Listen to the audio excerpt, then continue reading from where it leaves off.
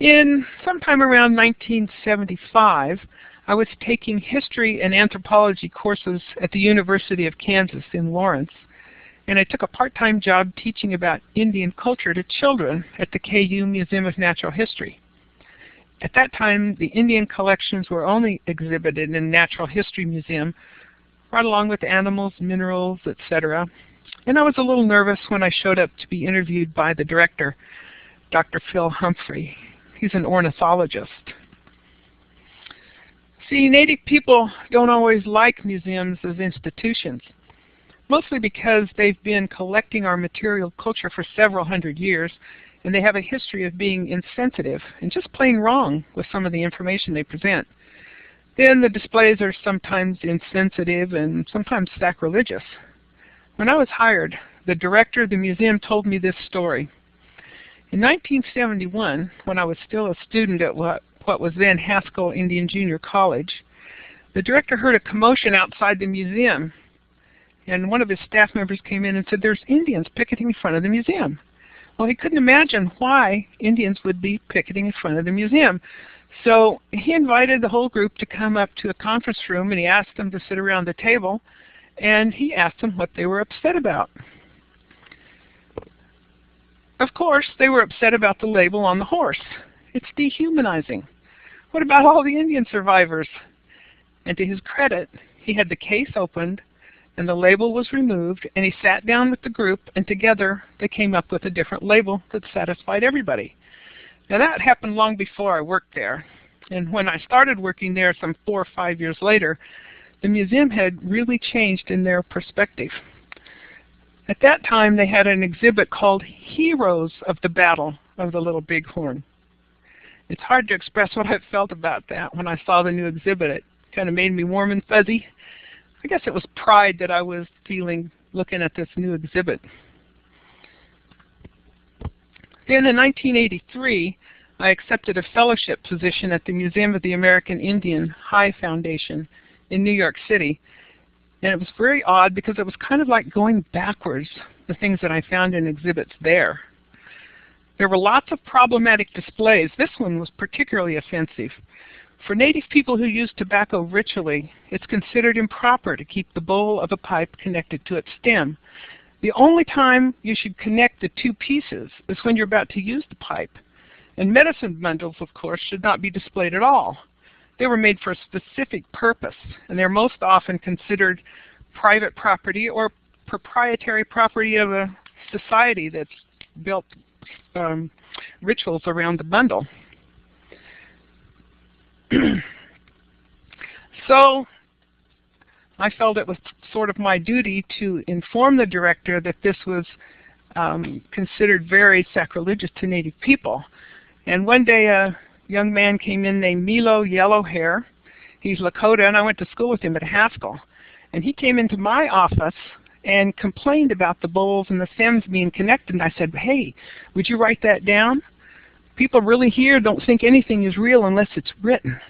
And so we had this sign-in sheet that Native people could sign and fill out. And this is a copy of it that I got from the museum's archives.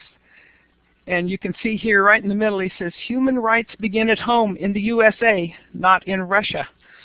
And then I've highlighted the part that is important to this conversation. He says, "While we must realize the American Indian Museum is just that, a museum for the enjoyment of view and recognition, it is not a ceremony about to begin. Please remove the pipes of the Lakota from the stems, separate and equal." And then he says in Lakota, "Thank you very much." So I gave that to the director. And you know what?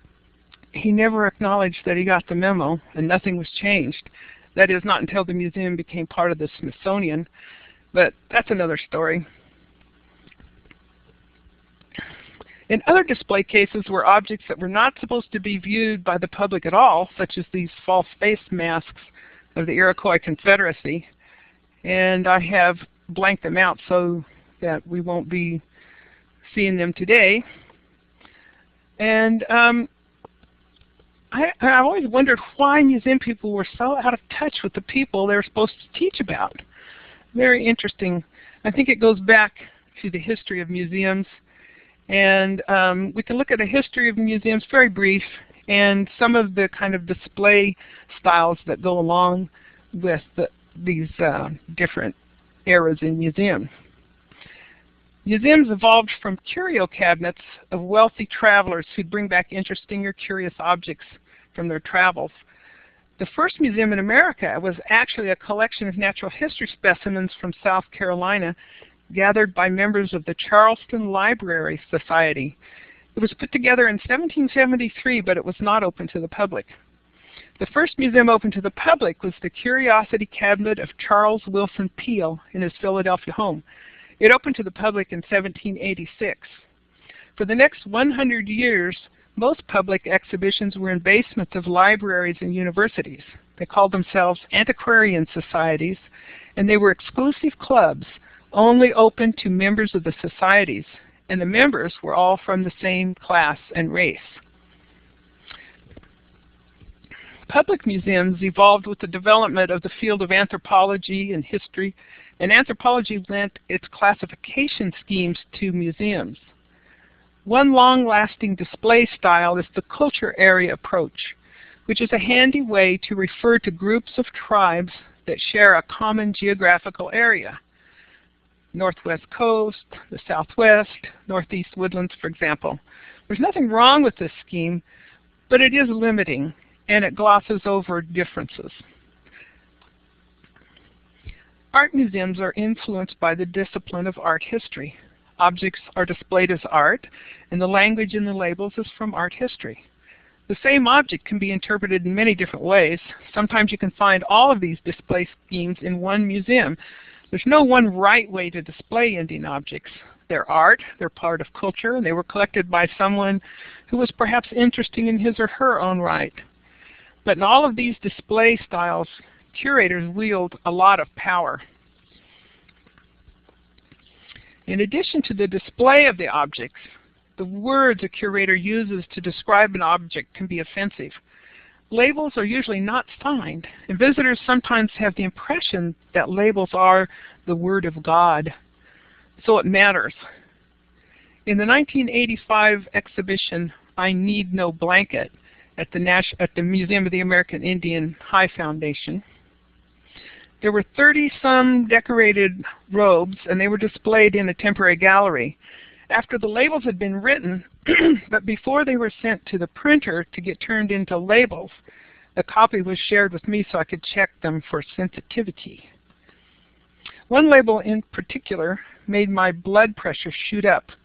It was a description of a hide with a painted depiction of the Battle of the Little Bighorn. I took issue with the first paragraph.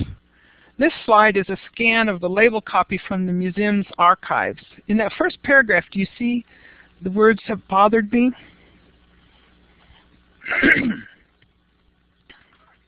There they are. When I read the label copy, I was angry, so I went to the person who wrote it. I couldn't figure out how to begin, so I said, "This label is terribly ethnocentric." And she was really puzzled and didn't know what I meant. And I said, "Well, you can call it an infamous battle, but it's a famous battle to me because my heroes won. So if you're not going to present from an Indian perspective, you should just use a neutral term." Then I said that you cannot really call what happened to Custer's men a massacre just because they lost. The word massacre implies innocence on the part of the people killed, and they were part of a uniformed army that attacked an Indian village. She asked me what I thought it should say, and I said I was trying to take some of the pressure off of this. I said, "Well, you could say they were rubbed out." The label did change. They didn't say rubbed out, but they took out infamous and massacre, and that was how it went in the final label. Now, that exhibit was only there for a few months, but a pamphlet was also produced that was about this exhibit, and it's still around.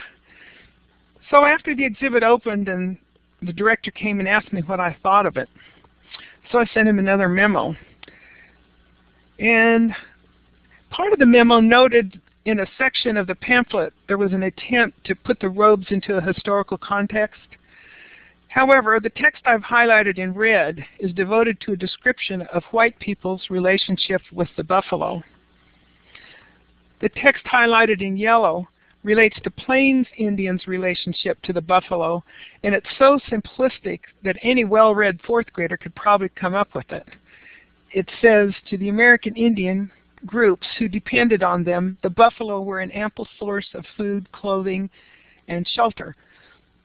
Following the migratory paths of the buffalo and elk herds was basic to the lives of semi-nomadic groups on the Great Plains. There's a lot you could say. You could say something like this. To the Cheyenne, buffalo were considered the embodiment of female regenerative power and healing. For the Pawnee, who hunted the buffalo communally twice a year, the hunt was controlled by priests, and success was influenced by strict adherence to ritual actions for the duration of the hunt. There's a lot of things you could say. As I recall, there's a story the Lakota have about buffalo. The story involves a white buffalo calf that is coming towards some men out on the plains. The white buffalo calf stops and rolls over on the ground. It does this 4 times. On the 4th time, it turns into a woman who gives the pipe to the men and teaches them the proper way to use the pipe in prayer.